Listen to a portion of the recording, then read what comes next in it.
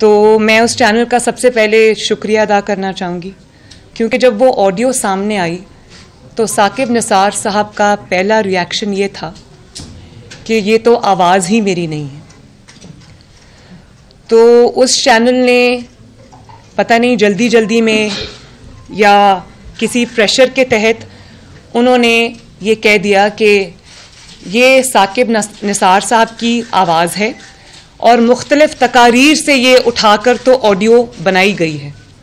सबसे पहले तो मैं उस चैनल का शुक्रिया अदा करना चाहती हूँ कि उन्होंने ये साबित कर दिया कि ऑडियो में जो आवाज़ है वो साकिब निसार साहब की है। और ये भी उनका शुक्रिया, फिर अचानक साकिब निसार साहब बोले जी जी जी बिल्कुल ये मेरी तोड़ जोड़ के बनाई गई। उनको भी याद आ गया कि आवाज़ उनकी है और तोड़ जोड़ कर बनाई गई है। तो शुक्रिया कि आपने साकिब निसार साहब से मनवा लिया कि आवाज़ उन्हीं की है। अब आगे चलते हैं। उन्होंने ये साबित किया क्लिप्स चला के, ब्रेकिंग न्यूज़ चला के कि ये जो 2-3 जुमले हैं ये फ़लाँ तकरीर से उठाए हैं, ये फ़लाँ तकरीर से उठाए हैं। वो तकारीर भी सुनवा दी। तो मैं बड़े अदब से ये पूछना चाहती हूँ कि जो जुमले उन्होंने सुनवा दिए कि ये फ़लाँ तकरीर से हैं, ये फ़लाँ तकरीर से हैं, तो वो तो हो सकता है कि वो कोई तकिया कलाम हो उनका, कैच फ्रेज़ जिसको कहते हैं। जैसे इमरान खान साहब अपनी हर तकरीर में ये कहते हैं कि आपको तो कुछ पता नहीं, जितना मैं जानता हूँ वेस्ट को, जितना मैं जानता हूँ आप नहीं जानते, और घबराना नहीं है। सबसे पहले तो आपने घबराना नहीं है। आप उनकी कोई भी तकरीर उठा के देख लें, आपको यही अल्फाज उसमें नज़र आएंगे। हर रोज़ वो तकरीर करेंगे, हर रोज़ यही अल्फाज इस्तेमाल करेंगे। लेकिन अगर वो 2-3 जुमले जिसमें उन्होंने ये कहा कि let me be very blunt about it, वो 2-3 जुमले जिनका असल मुद्दे से कोई ताल्लुक़ नहीं है, आपने उनको कंट्रोवर्शियल बना के, तो मैं आपसे ये पूछना चाहती हूँ कि अगर वो 2-3 जुमले किस तकरीर से लिए गए हैं वो आपने बता दिया, तो ये जुमले जो क्रक्स ऑफ द मैटर है, जो पूरा चार्जशीट है, जो पूरा मुद्दा है, जो गुनाहों का एतराफ़ है, मैं पढ़ती हूँ आपके सामने। उन्होंने कहा कि अनफॉर्चुनेटली हमारे पास जजमेंट्स इदारे देते हैं और इसमें कहा गया है कि मियाँ साहब को सज़ा देनी है, और कहा गया कि हमने खान साहब को लाना है। बनता है या नहीं बनता अब करना पड़ेगा, बेटी को भी नहीं। तो जो साहब दूसरी साइड से फ़ोन पे हैं वो उनको ये कह रहे हैं कि बेटी की सज़ा तो नहीं बनती। तो उन्होंने कहा कि मैंने अपने दोस्तों से भी यही कहा है कि इसमें कुछ किया जाए, लेकिन मेरे दोस्तों ने मुझसे इत्तफाक नहीं किया। चलो उन्होंने ऐसे कहा जैसे अब उस चलो से कि हाँ जी ऑर्डर आ गए, मुझे मानने पड़ गए। तो आप ये देखें कि पाकिस्तान में जो जस्टिस है या इंसाफ है वो किस तरह से अमल में लाया जाता है, ये आप सबके सामने है। तो असल जुमले कि नवाज शरीफ को सज़ा देनी है, सज़ा या जजमेंट्स जो है वो इदारे देते हैं। मरियम नवाज़ को सज़ा देनी है, नहीं भी बनती तो भी देनी है, और इमरान खान को लाना है। तो असल जुमले जो आप छुपा गए हैं कन्वीनियंटली, मैं उस चैनल से ये सवाल करना चाहती हूँ जो बहुत ज़ोर शोर से ये प्रोपेगेंडा कर रहे हैं, वो जुमले जो असल हैं और आप छुपा गए हैं, खा गए हैं, बल्कि हज़म कर गए हैं, वो जुमले जो साकिब निसार साहब के ख़िलाफ़ चार्जशीट हैं, उनका एतराफ़ जुर्म है। मैं ये पूछना चाहती हूँ कि हमारी रहनुमाई फरमाएं। जैसे आपने ये बताया कि वो फ़लाँ जुमले फ़लाँ तकरीर से थे, तो मुझे ये बताइए कि ये जुमले कि नवाज़ शरीफ को सज़ा देनी है, मरियम नवाज़ को सज़ा देनी है, नहीं भी बनती तो भी देनी है, और इमरान खान साहब को भी लाना है, ये जुमले साकिब निसार साहब ने किस तकरीर में कहे थे? और अगर वो 3 जुमले साकिब निसार साहब की आवाज़ हैं, तो ये 3 जुमले क्या उनकी आवाज़ नहीं है? यानी कि जो बात आपको पसंद है वो उनकी आवाज़ है, और जो बात आप सामने नहीं लाना चाहते वो साकिब निसार साहब की आवाज़ नहीं है। तो मीठा मीठा हब हब, कड़वा कड़वा थू थू, ऐसा नहीं होगा। पूरी कौम के सामने ये हकीकत आज मैं रखने जा रही हूँ। अगर तो कोई मैं चैनल से ये गुजारिश करती हूँ कि अगर कोई ऐसी तकरीर है जिसमें उन्होंने ये इतराफ़ जुर्म किया है, मेरी नज़र से नहीं गुजरी, इन सब की नज़र से नहीं गुजरी, कौम की नज़र से नहीं गुजरी, जिसमें उन्होंने इतना बड़ा अपना इतराफ़ जुर्म किया है, तो अगर वो तकरीर कहीं है जिसमें से वो जुमले लिए गए हैं तो वो काइंडली तकरीर पाकिस्तान की आवाम को दिखाएं। पाकिस्तान की आवाम मुंतज़िर है, हम भी मुंतज़िर हैं, हम भी देखें कि इतना बहादुरी उन्होंने कब की कि उन्होंने अपने दौरे जो उनका मुलाजमत का दौर था उसमें उन्होंने कब ये इतराफ़ किया, हम देखना चाहते हैं। बड़ी बात है अगर उन्होंने ये इतराफ़ किया है किसी तकरीर में और वो तकरीर कौम की नज़र से नहीं गुजरी। चलें अब ऑडियो और वीडियो और सब को छोड़ दें, असल बात की तरफ आ जाएं। बात यह है कि सबसे पहली गवाही जस्टिस शौकत अजीज़ सिद्दीकी साहब की आई। वो उस वक्त हाई कोर्ट के, इस्लामाबाद हाई कोर्ट के मुअज़्ज़ज़ और सिटिंग जज थे। उन्होंने संगीन इल्ज़ामात लगाए।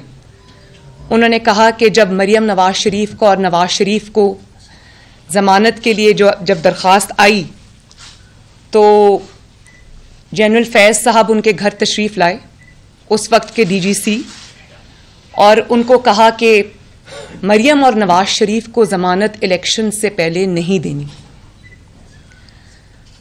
तो या तो आप इस बात पे आ जाएं कि ज़मानत नहीं देनी वरना आप बेंच पे ना बैठें।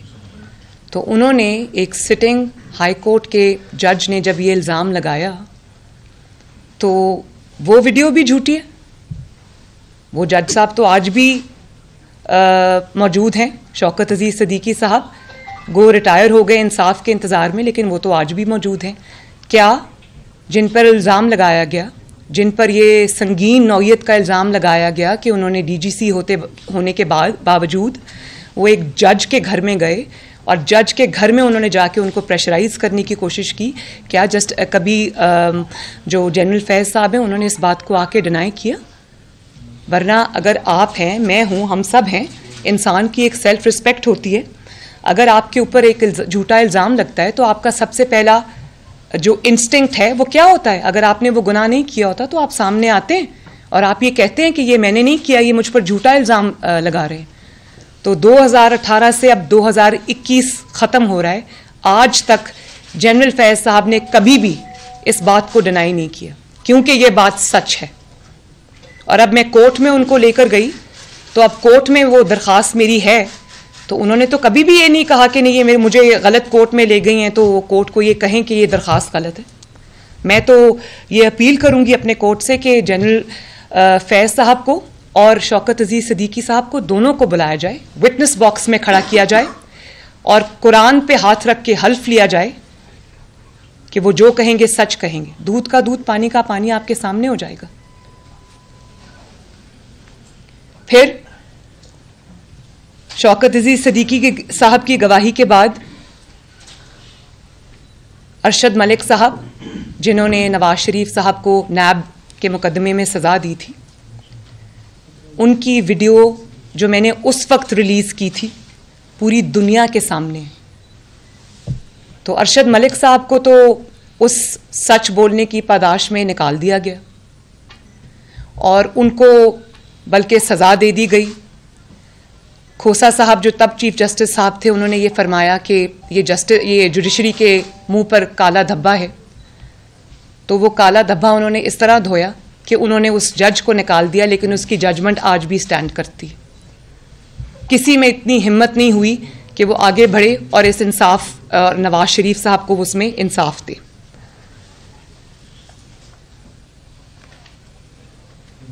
और फिर जो गिलगित बल्तिस्तान के चीफ जज हैं, उनका एक एफिडेविट सामने आया, बयान हल्फी सामने आया, जिसमें उन्होंने ये बात कही कि जब साकिब निसार साहब चीफ जस्टिस थे सुप्रीम कोर्ट के, तो ये ख़ानदान के साथ छुट्टियां मनाने गिलगित बल्तिस्तान आए हुए थे।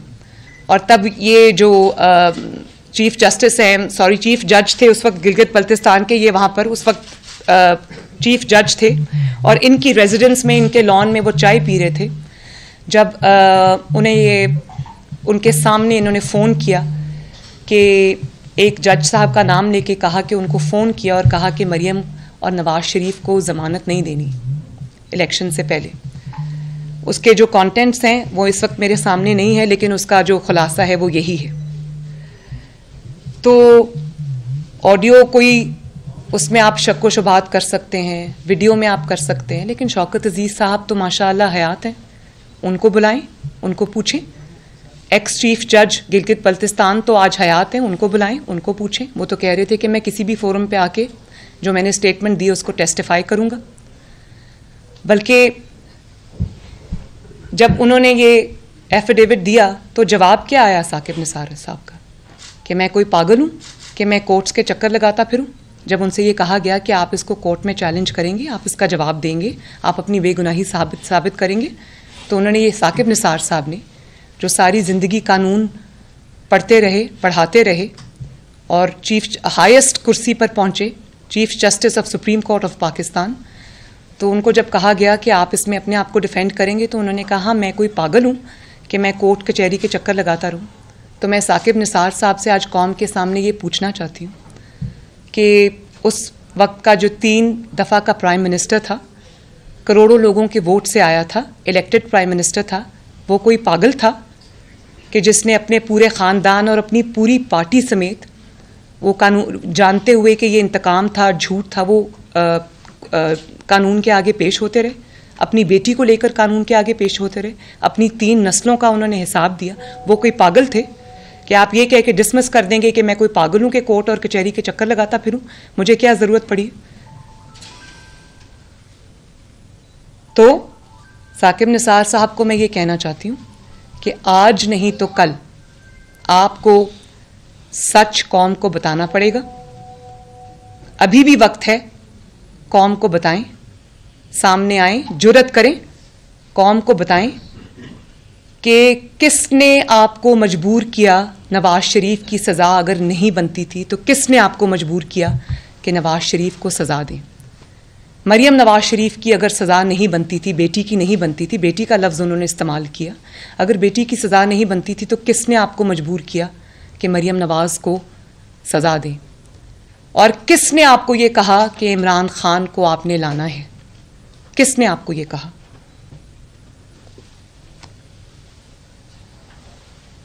और अगर आपकी नज़र में, चीफ जस्टिस ऑफ पाकिस्तान की नज़र में वो सज़ा नहीं बनती थी जिसका एतराफ़ आपने उस ऑडियो में किया, तो आपने क्यों कानून और इंसाफ का कत्ल किया।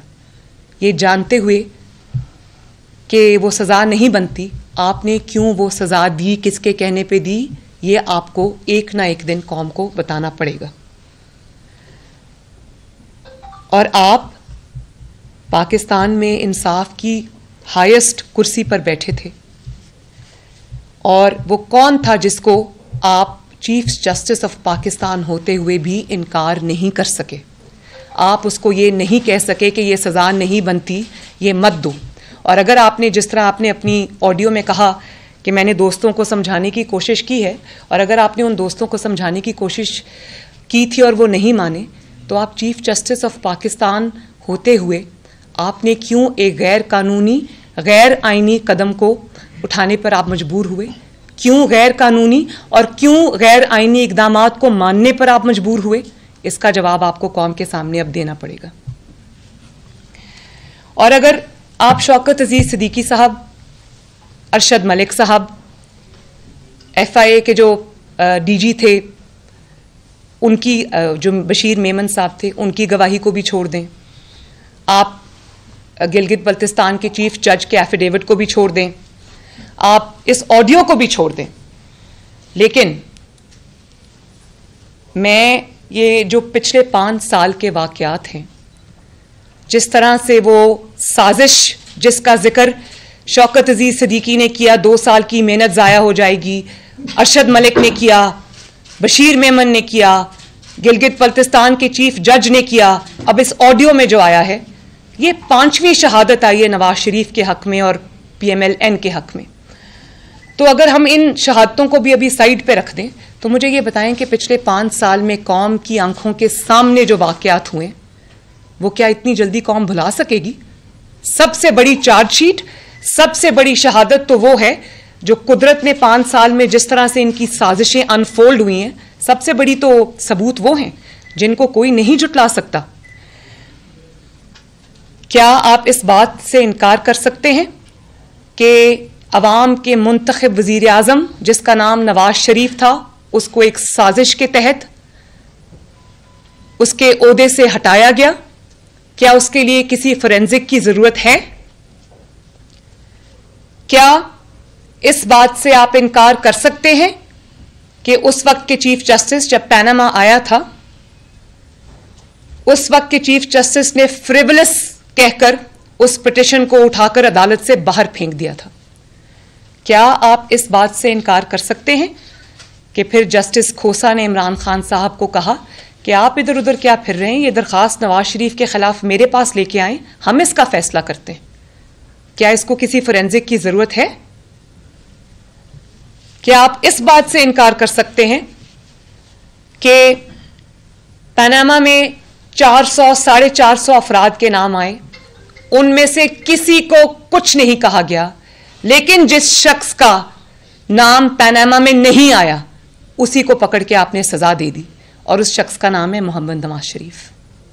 क्या इस बात के लिए भी किसी फोरेंसिक ऑडिट की जरूरत है? और फिर बहुत आपने शोर मचाया, पनामा पनामा पनामा, उसके बाद आपने महज बेटे से तनख्वाह ना लेने पर एक सिटिंग प्राइम मिनिस्टर को, एक इलेक्टेड प्राइम मिनिस्टर को आपने इकामा रखने पर ऑफिस से बाहर निकाल दिया। प्राइम मिनिस्टर्स ऑफिस से आपने उसको बाहर निकाल दिया। क्या इस बात को आप जुटला सकते हैं? और ब्लैक लॉ डिक्शनरी आप ले आए, क्या उसको भी किसी इस फैसले को भी, जो बदनाम जमाना जिसको फैसला कहा जाता है, क्या इसके लिए भी किसी फोरेंसिक की जरूरत है?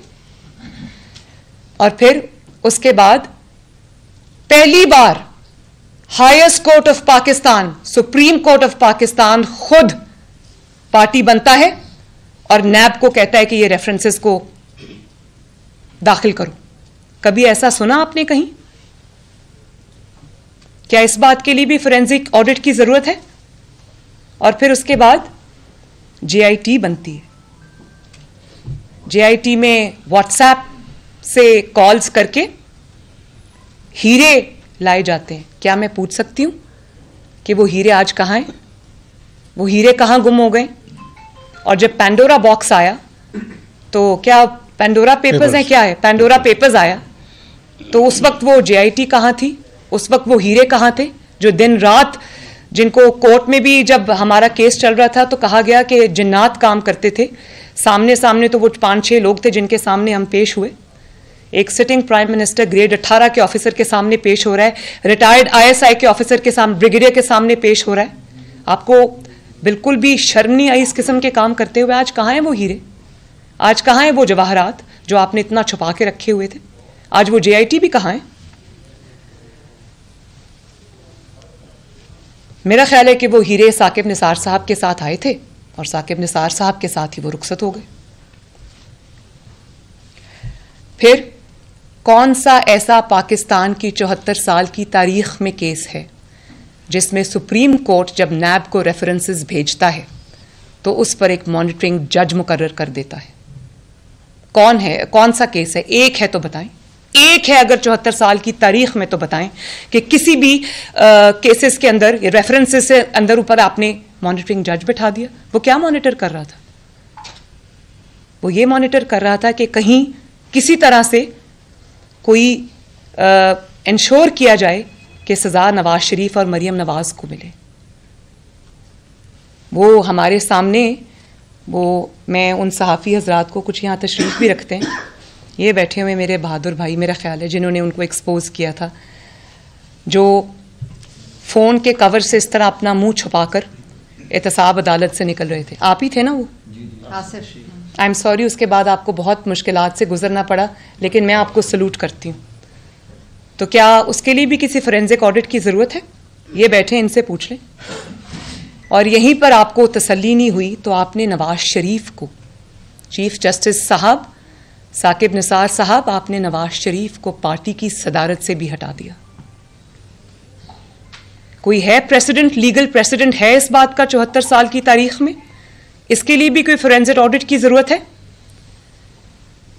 नवाज शरीफ को आपने ताहयात नाअहल कर दिया।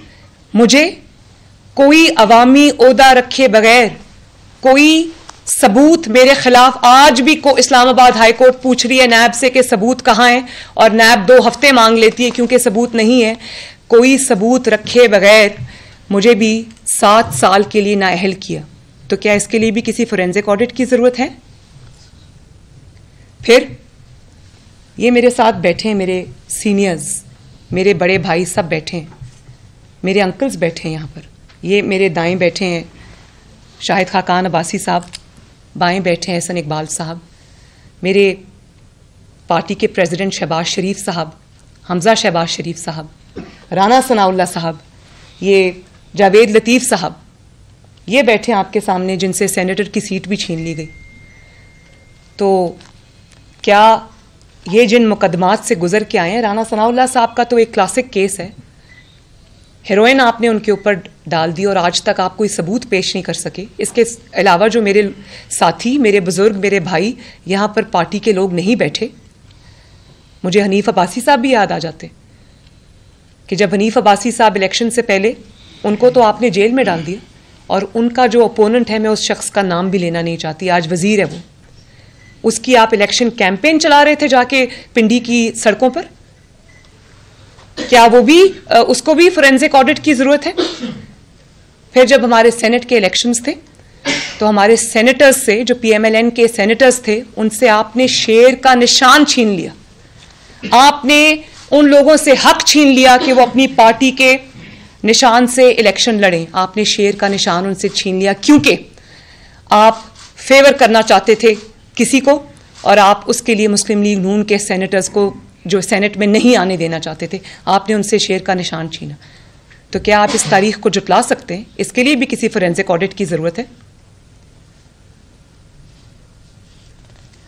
और फिर आपने खुद ये अपनी ऑडियो में फरमाया कि आपको कहा गया कि इमरान खान को लाना है, तो उसके लिए भी किसी फोरेंसिक ऑडिट की जरूरत नहीं है। जिस तरह से आपने इंसाफ का कत्ल किया, जिस तरह से आपने नवाज शरीफ और उसके पूरे ख़ानदान और उसकी पूरी पार्टी पाकिस्तान मुस्लिम लीग नून के लिए आपने इंसाफ का एक अलग मेयार कायम किया, तो इसी तरह आपने इमरान खान जैसे झूठे और साजिशी शख्स को बेल आउट करने के लिए, उसको लाने के लिए, आपने उसके लिए इंसाफ का बिल्कुल ही एक अलग मेयार कायम किया। मैं बताती हूँ कैसे।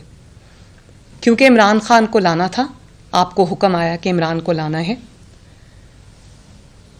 जिस मेयार पर नवाज शरीफ साहब पीएमएलएन को परखा गया और जिस मेयार पे इमरान खान साहब को परखा गया, ये भी सुन लें। जब इमरान खान साहब पे केस फाइल हुआ तो जाहिर है क्योंकि अब केस फाइल हुआ था, सुनना तो पड़ना था, तो सुना। जितने उन्होंने झूठे एफिडेविट्स दिए, झूठी मनी ट्रेल दी, अब मैं नाम नहीं लेना चाहती उनके किसी भी फैमिली मेम्बर का कि उसने उसको भेजी, उसने उसको भेजी। 20 साल से जो बैंक बंद हो गया था, उसके अचानक से किसी ने पेपर्स प्रोड्यूस कर दिए। ना उनकी फैमिली में से किसी को बुलाया गया, ना उनके किसी फैमिली मेम्बर को कटहरे में खड़ा किया गया। नवाज शरीफ की तो बेटी ने भुगता, उसके भाई ने भुगता, उसके भतीजे ने भुगता, उनकी पार्टी ने भुगता। इमरान खान के किसी फैमिली मेम्बर को बुलाया गया और पूछा गया कि ये जो आपने झूठी मनी ट्रेल दी है, जिसका ना सर है ना पैर है, ये आप कहाँ से लेके आए? उसको मिनोएन आंखें बंद करके एक सहीफे की तरह उसको सच मान लिया गया। क्या इमरान खान का कोई अहले खाना संगीन तरीन इल्ज़ामात के बावजूद जेल गया? क्या इमरान खान को ने जो झूठी मनी ट्रेल पेश की, इस पर किसी को कोई JIT बनी, कोई एतराज़ हुआ, कोई जस्टिस खोसा ने कहा कि हमारे पास लेके आओ? क्या कोई सवाल उनसे पूछा गया? और उसके बाद जब इमरान खान का बनी गाला वाला महल रेगुलराइज कराने की बारी आई तो यूसी, जो वहां की यूसी है, उसने स्टेटमेंट दिया कि ये जो पेश किया गया है जो इजाजतनामा, ये कंप्यूटराइज्ड है, और जिस वक्त का ये इजाजतनामा, उस वक्त तो हमारे पास कंप्यूटर ही नहीं था। तो किस तरह क्या इस बात के लिए भी अब किसी फोरेंसिक ऑडिट की जरूरत है? क्या इस बात में भी अब कोई शक की गुंजाइश है कि किस तरह, क्योंकि आपको हुक्म था कि आपने इमरान खान को लाना था, किस तरह आपने उनके ऊपर जो सीरियस एलिगेशंस थे, जो इतनी उनकी ग्लेयरिंग सबूत थे उनके खिलाफ, आपने किस तरह उनको नज़रअंदाज किया? तो मैं बहुत खुश हूँ, अल्लाह ताला की शुक्रगुजार हूँ कि जिसको सादिक और अमीन का सर्टिफिकेट जारी हुआ वो भी आज पूरी कौम बल्कि पूरी दुनिया के सामने एक्सपोज हो गया, और उसको सदाकत और इमानत का झूठा सर्टिफिकेट जारी करने वाला साकिब निसार वो भी आज पूरी दुनिया के सामने एक्सपोज हो गया। और मैं ये भी बता दूं कि ये सिलसिला क्योंकि अल्लाह ताला की तरफ से ये रुकने वाला नहीं है। जब आप गुनाह करते हैं, जब आप एक साजिश करते हैं, तो आप उस वक्त अपनी ताकत के नशे में होते हैं, इक़्तिदार के नशे में होते हैं, तो आपको ये नहीं पता होता कि आप अपने पीछे कितने सबूत छोड़ के जा रहे हैं। उन सबूतों को मंजर आम पे आना था, उन सबूतों को सामने लाने में ना नवाज शरीफ साहब का कोई किरदार है, ना मेरा कोई किरदार है, ना मेरी पार्टी का कोई किरदार है। ये सब कुदरत का निज़ाम है और कुदरत के निज़ाम को हरकत में आना ही था। और अब जब कुदरत का निज़ाम हरकत में आया, उसके फैसले भी उसके होते हैं, टाइमिंग्स भी उसकी होती हैं, तो इनको अब मुंह छुपाने की जगह नहीं मिल रही। तो बात यह है कि बाकी चीज़ों को तो आप नज़रअंदाज कर सकते हैं, लेकिन पिछले 5 साल के जो तसलसल के साथ ये वाक़यात होते रहे हैं, इसको आप जुटला सकते हैं? ये सबसे बड़ी चार्जशीट है आपके खिलाफ। ऑडियो भी वही कह रही है, एफिडेविट भी वही कह रहा है, शौकत अजीज सिद्दीकी साहब भी वही कह रहे हैं, अरशद मलिक ने भी वही कहा था, बशीर मेमन साहब भी वही कह रहे हैं। तो जो शहादतें वक्त ने दी हैं, जो शहादतें अल्लाह ताला की तरफ से आई हैं, इनके जो साजिशें हैं वो जिस तरह मुंह के बल गिरी हैं, उन शहादतों का ना कोई इनकार कर सकता है, ना उनको कोई जुटला सकता है, क्योंकि जो वाक़यात भी हुए हैं वो आपके सामने, मेरे सामने, और जो पाकिस्तानी कौम मुझे सुन रही है बल्कि पूरी दुनिया के सामने हुए हैं। किसी भी ऑडियो में, किसी भी एफिडेविट में, किसी भी टीवी की स्टेटमेंट में, किसी भी जज की स्टेटमेंट में वो सब चीज़ें जो कौम ने 5 साल अपनी आंखों के सामने होती देखी, उनमें, उन ऑडियोज़ वीडियोज़ में भी सब कुछ वही है। तो वाक़यात सच्चे हैं और ऑडियोज़ और वीडियोज़ झूठी। और फिर बड़ी मज़े का खेज़ बात है कि साकिब निसार साहब तो अपने डिफेंस में कुछ नहीं कह रहे, वो तो चुप करके बैठे हैं, और जो हुकूमती वज़रा हैं वो हलकान हुए जा रहे हैं साकिब निसार साहब को डिफेंड करते करते। अब बेचारों को समझ नहीं आ रहा कि वो किस तरफ जाएं। और आप ये देखें कि इमरान खान साहब ने महंगाई पर कोई मीटिंग नहीं बुलाई। रोज़ सुबह आप उठें तो कीमतें और होती हैं, दोपहर को और होती हैं, रात को और होती हैं। आवाम को भीख की तरह 3 दफ़ा दिन में जो है वो गैस मिल रही है, वो भी नहीं मिल रही। और जो गैस मिल ही नहीं रही उसकी कीमतें आप सुनाएं 125 गुना बढ़ाने की बात हो रही है। तो जी 175। तो अब आप मुझे ये बताएं कि इस पे तो इमरान खान से अपनी मीटिंग नहीं की, लेकिन जब ये ऑडियो आई अपने तर्जुमानों का इजलास बुला लिया, अपने वज़रा का इजलास बुला लिया और कहा कि नून लीग का दौर याद कराओ। भाई नून लीग का दौर याद कराओगे तो लोगों को 5.8% ग्रोथ याद आएगी। नून लीग का दौर लोगों को याद कराओगे तो लोगों को मोटरवेज, सड़कें, मेट्रो बस, ऑरेंज लाइन और कम कीमतें अशियाए खुर्दोनोश की वो याद आएंगी। तो नून लीग का दौर तो लोगों को अपने आप याद आ रहा है, आपको याद कराने की ज़रूरत नहीं है। आपने जो तबाही मुल्क की है, नून लीग का दौर अपने आप लोगों को याद आ रहा है, बल्कि जो चीज़ शायद नहीं भी याद आनी थी वो भी याद आ रही है। तो बात यह है कि जो हुकूमती वज़रा शाह से ज़्यादा शाह के वफ़ादार बन रहे हैं, इनको किसी ने यह भी नहीं समझाया कि जब आप साकिब निसार साहब के डिफेंस में सामने आएंगे और हलकान होंगे और अपने आप को ख़राब करेंगे तो वो साकिब निसार के हक में नहीं जाती, वो बात उनके अगेंस्ट जाती है। क्योंकि सारी दुनिया को ये पता है कि साकिब निसार साहब ने जिस साजिश का वो मोहरा बने, उस साजिश के बेनिफिशरी का नाम है इमरान खान। और उस साजिश के नतीजे में ये हुकूमत 2018 में क़याम में आई। उस साजिश के नतीजे में नवाज शरीफ के साथ और PMLN के साथ और शहबाज शरीफ के साथ जो हुआ वो हुआ। तो ये साकिब निसार को नहीं बचा रहे हुकूमती वज़रा और इमरान खान, ये अपने आप को बचा रहे हैं। इनको खौफ साकिब निसार के एक्सपोज होने से नहीं आ रहा है। इनको पता है कि साकिब निसार जब एक्सपोज होगा तो हम भी एक्सपोज होंगे, क्योंकि हम इस साजिश के सबसे बड़े मोहरे थे। तो ये जो हुकूमती वज़रा की तरफ से बयानात आ रहे हैं, ये सिर्फ और सिर्फ अपनी जान बचाने की कोशिश है, साकिब निसार को बचाने की कोशिश नहीं है।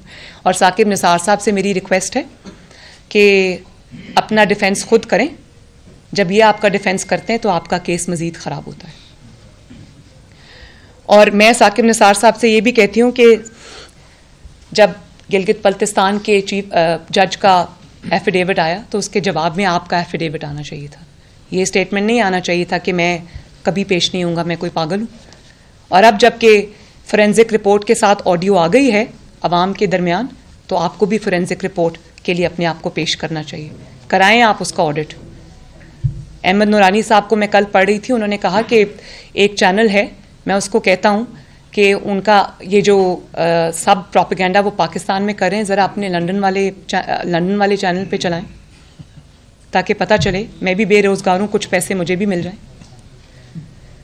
तो मैं तो साकिब निसार साहब को ये कहती हूँ कि ज़रूर इसका ऑडिट कराएं, ज़रूर अपने आप को कानून के सामने पेश करें, दूध का दूध पानी का पानी करें। अगर ऑडियो झूठी निकली तो आपको हर्जाना मिलेगा, फिर आप उससे जाएं और बनाएं जितने डैम आपने बनाने।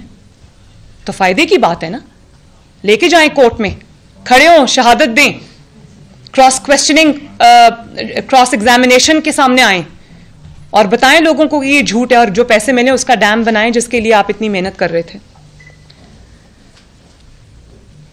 तो और फिर बड़ी मैं हंस रही थी जब मैं सुन रही थी कि वो कहते हैं कि हुकूमत कहती है कि सबके पीछे नून लीग है। तो मुझे बड़ी हंसी भी आई। तो मैं ये पूछना चाहती हूँ कि क्या नून लीग ने नवाज शरीफ साहब को एक आमिज़ में ऑफिस से बाहर निकलवाया था?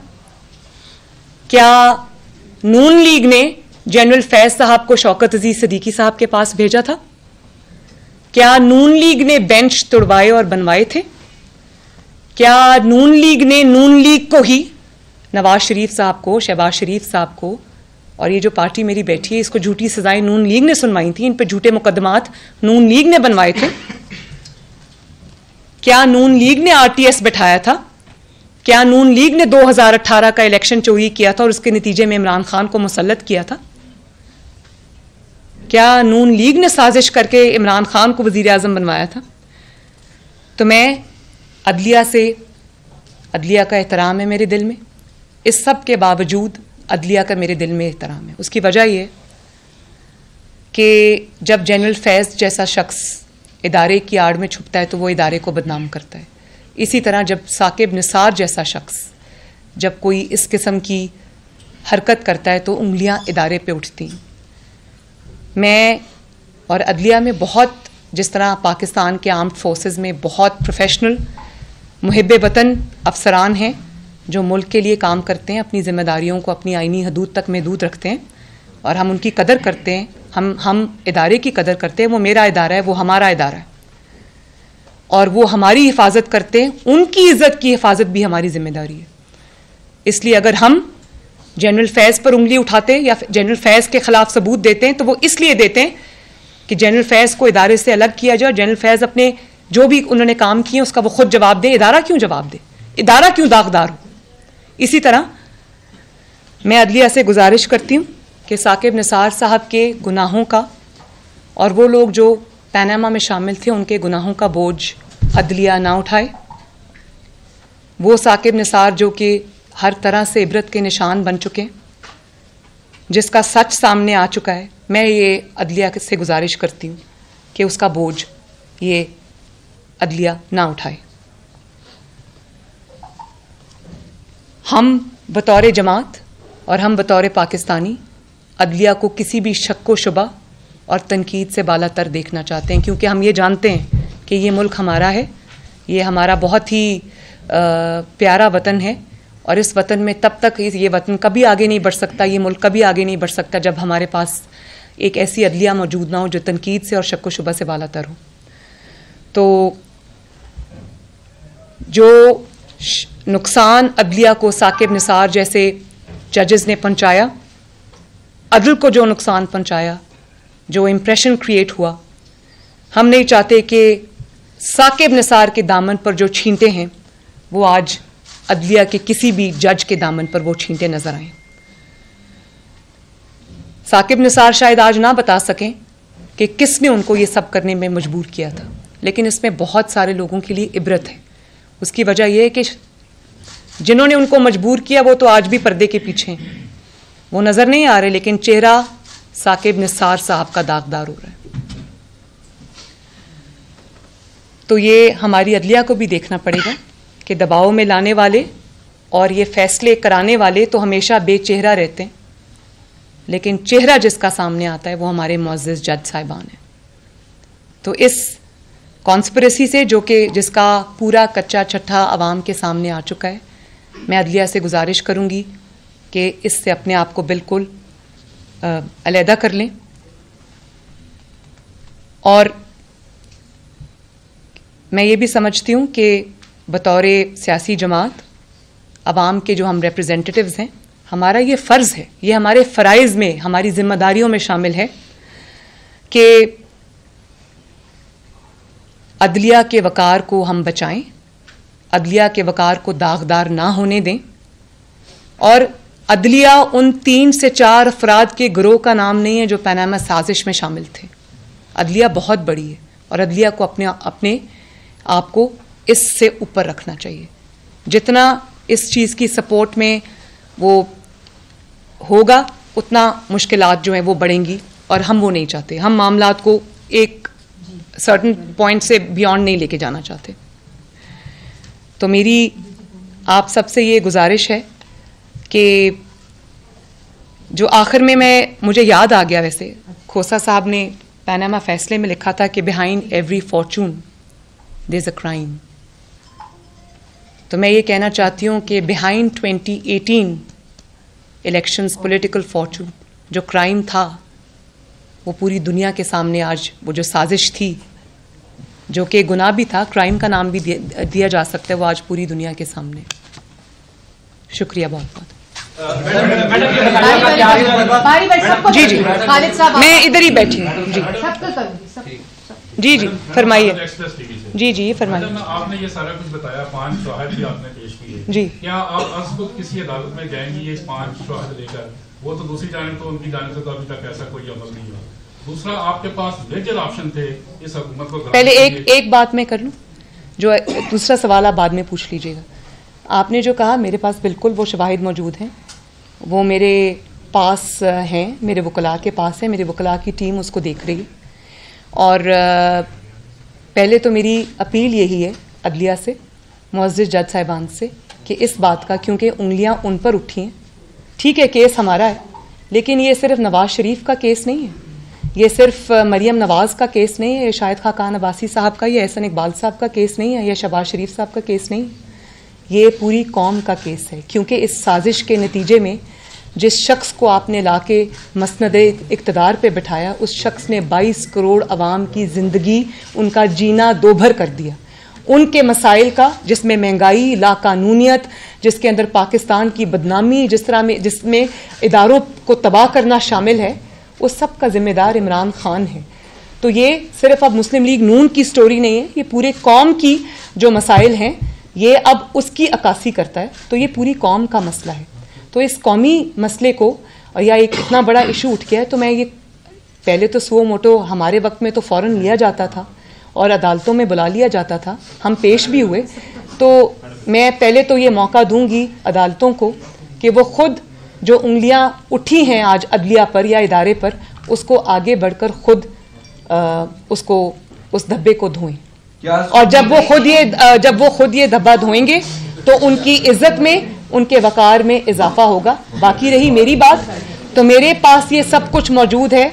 अगर मैंने जिस मौके पे भी मुनासिब समझा इसको अपनी एप्लीकेशन का, अपने केस का हिस्सा बनाना, तो मैं ज़रूर बनाऊंगी। लेकिन पहले जब हम ये चीज़ें कोर्ट लेके गए हैं तो हमें नाइंसाफ़ी का सामना करना पड़ा है, जो कि बहुत बुरी बात है। लेकिन अब मैं वो रोना नहीं धोना चाहती। अब जजेस के पास एक मौका आया अल्लाह ताला की तरफ से, तो वो अपने जो ये इसको दुरुस्त करें तो उनकी इज्जत में इजाफा होगा। जी शाकिर साहब। जिसमें जिस कंपनी ने उस ट्रांजेक्ट किया उसका, उन्होंने कहा कि मैं पाकिस्तान की धमकी में कॉल्स आ रही हैं और हजारों मैसेज आ रहे हैं जिसमें कहा गया अगर कोर्ट को बदला जाए, इस पर कमेंट करते हैं। दूसरा एक ऑडियो, एक मिनट आप मुख्तलिफ चैनल्स के नाम लेकर उनको इश्तिहारात रोकने का। थैंक यू, लेकिन मैं ये नहीं कह रही कि वो जोड़ जोड़ के बनाई हुई है या वो मेरी आवाज़ नहीं, वो मेरी आवाज़ है। अच्छा, दूसरी बात क्या की आपने? दूसरी जो एक सेकेंड, और जो दूसरी बात आपने कही वो ये है कि उनको हज़ारों फ़ोन कॉल्स जा रहे हैं और उनको मैसेजेस जा रहे हैं। तो जाहिर है जब ऊंट पहाड़ के नीचे आएगा, जब आपके पोल खुलने लगेंगे तो फ्रैंटिक कॉल्स इसी तरह की जाती हैं, घबरा के पैनिक में यही कुछ होता है जो हो रहा है, लेकिन उससे रिपोर्ट नहीं बदल जाती। वो कोई पाकिस्तानी कंपनी नहीं है जिसको दबाव के तहत, यहाँ पर तो चीफ जस्टिस जो हैं वो दबाव के तहत फैसले दे जाते हैं तो इंसाफ का कत्ल कर जाते हैं, जैसे साकिब निसार साहब के ऊपर इल्ज़ाम लगा। तो वो तो एक ऐसे मुल्क में जहाँ के अदालतें सब कुछ जो है वो शक व शुबा से बालातर है। तो मैं तो साकिब निसार साहब को ये कहूँगी कि अगर वो उनको ऑडियो रिपोर्ट की जो उस पर फोरेंसिक रिपोर्ट आई उस पर कोई है तो चैलेंज करें उसको यूएस के किसी कोर्ट में। दूध का दूध पानी का पानी हो जाएगा।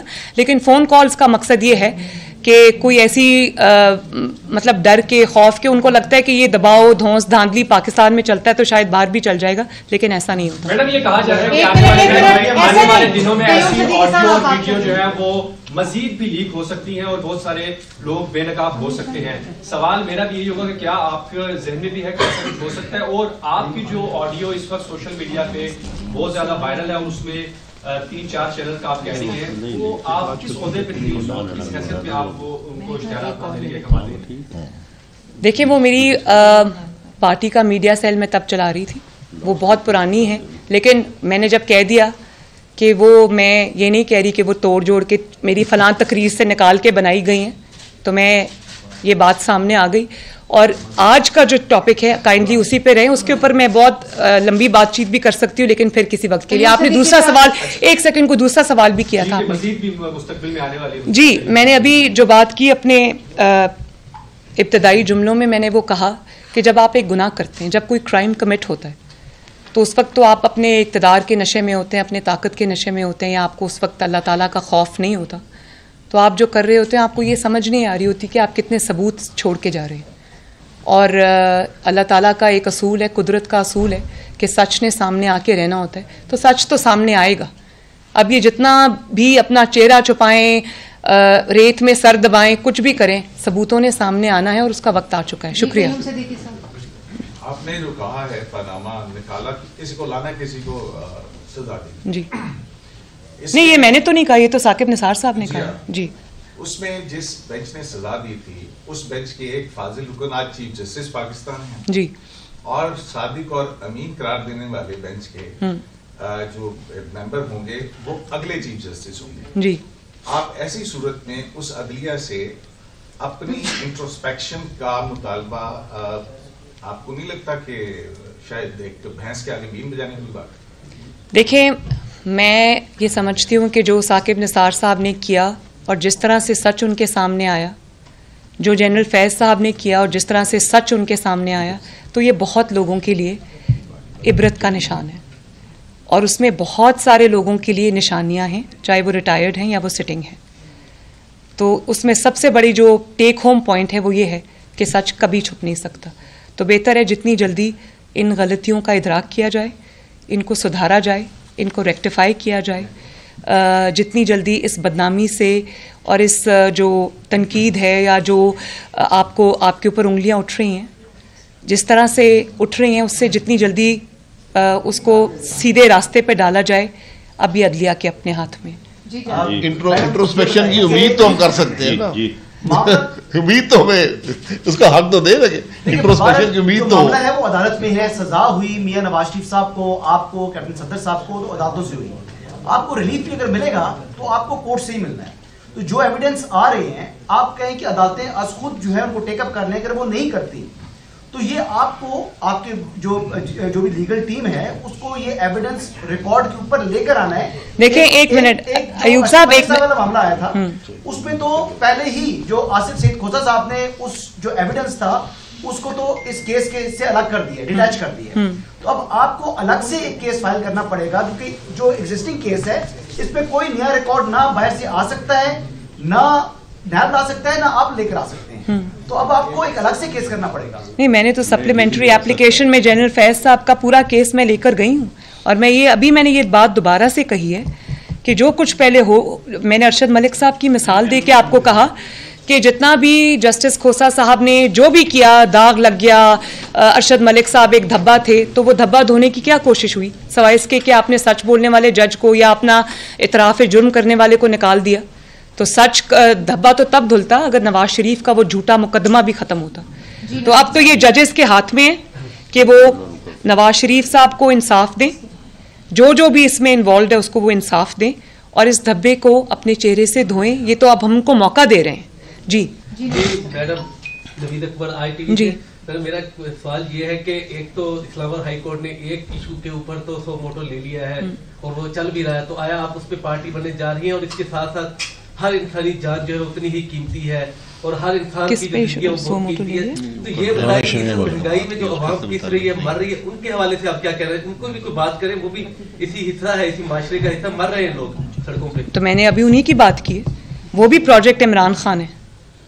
तो मैं तो ये कह रही हूँ कि वो सिर्फ नवाज शरीफ का, मरियम नवाज का, मुस्लिम लीग नून का मुजरिम नहीं है, वो 22 करोड़ अवाम का मुजरिम है। उनकी तकालीफ का, उनकी मसाइब का, उनकी परेशानियों का, उनके जो आजकल घरों में फाके आ गए हैं, वो उसका जिम्मेदार है। तो मैं तो खुद ये कह रही हूँ। जी मरियम, आप समझती हैं कि जनरल फैज के ISI से चले जाने के बाद एस्टैब्लिशमेंट की पॉलिसी तब्दील हो गई है? देखिए, मैं इस पे तो कमेंट नहीं कर सकती, लेकिन मैं ये उम्मीद ज़रूर कर सकती हूँ, जैसे शाहिद खाकान अब्बासी साहब ने कहा था कि जनरल फैज़ ने जिस तरह से अपनी तबाही और बर्बादी की है, और साथ उनकी वजह से इदारे पर भी उंगलियां उठी हैं, जो कि